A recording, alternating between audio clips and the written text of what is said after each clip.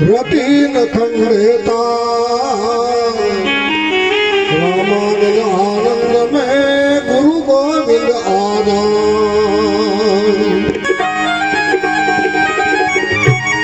सतचिदानंद शिव विभु अधिष्ठान आधार माणक नित मस्तक नमो आनंद हर्ष अपार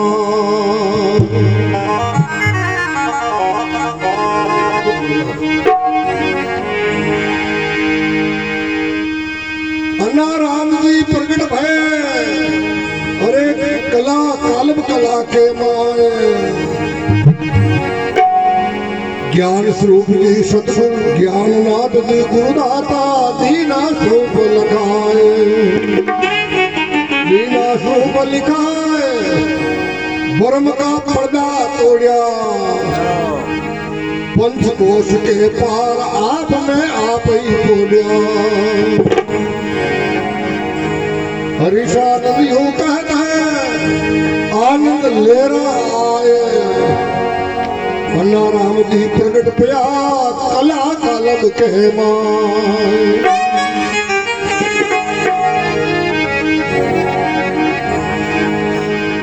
प्रधान अध्यापक जी सेवक है पुकराज पूर्ण स्वरूप जी गुरु मिला पूर्ण भया सब काज पूर्ण भया सब काज अपना निज रूप लखाया सतचित आनंद स्वरूप आप अमर अजाया हरिशानंद हो कहता है हर दर्शन दीना आज प्रधान अध्यापक जी सेवक है पुकराज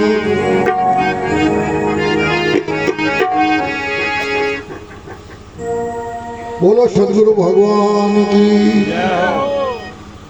परम पूजनीय अर्चनीय वंदनीय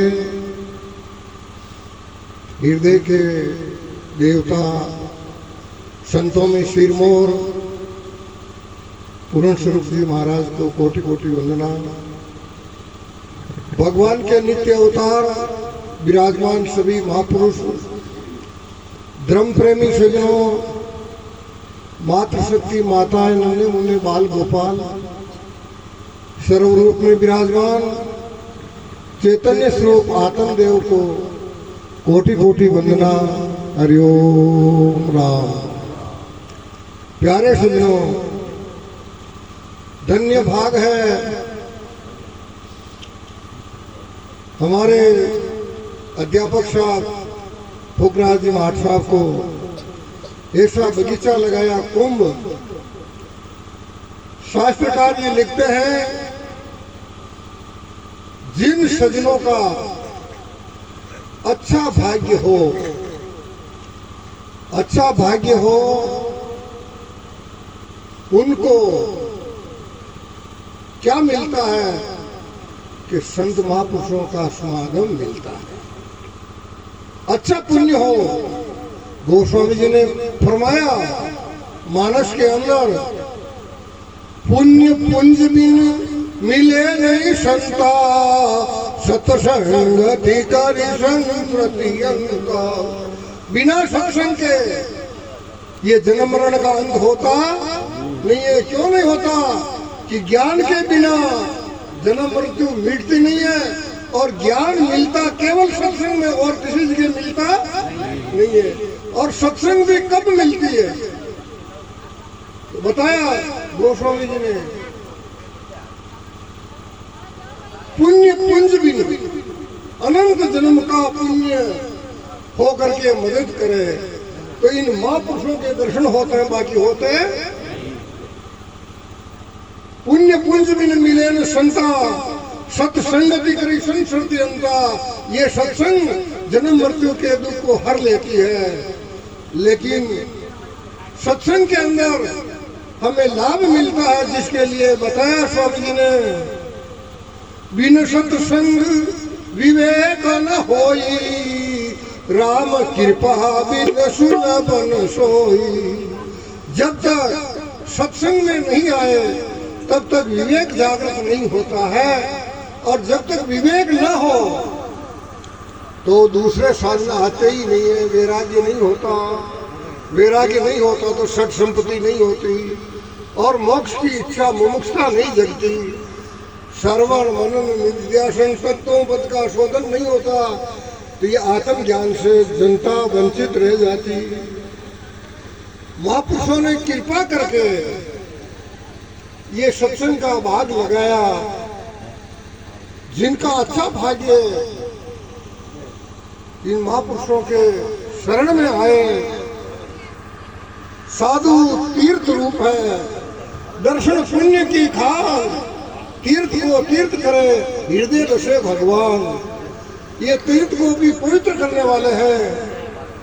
प्यारे सजनों, तो सत्संग में शीर्षक चल रहा था भक्ति का।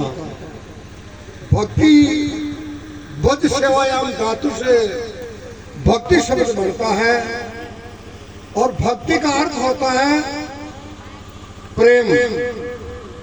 भक्ति का अर्थ होता है सेवा, सुमिरन और ध्यान।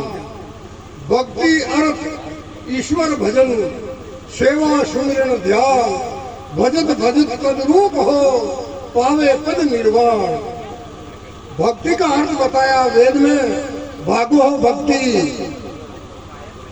अपने को दो खंड है, दो, एक तरफ संसार है, एक तरफ परमात्मा है। जो साधक परमात्मा की तरफ आ गया, संसार से जिसका मन उठ गया, हट गया और परमात्मा में लग गया, समझ लो कि भक्ति का उदय हो गया।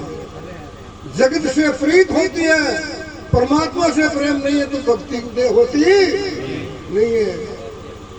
अब भक्ति जिस घट में उदय हो, ये भक्ति रूपी अंकुर जहां उदय होता है, जो साधक महापुरुषों के सानिध्य में आकर के विराजता है और गुरुदेव वो राम मंत्र सुनाते हैं, वो मंत्र आपके हृदय में जाता है और हृदय आपका निर्मल है, हृदय आपका कोमल है, तो उसमें वो बीज प्रफुल्लित होकर के ये भक्ति की बेल लगती है। इसके ऊपर विचार रूपी पुष्प उगड़ते हैं और ज्ञान वैरागी रूपी दो फल लगते हैं।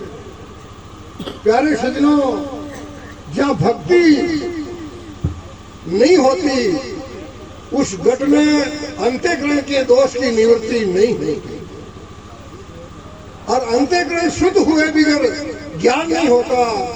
वेद भगवान फरमाते हैं, सत्वात् संजायते ज्ञानम, सत्व गुण से ज्ञान की उत्पत्ति होती है।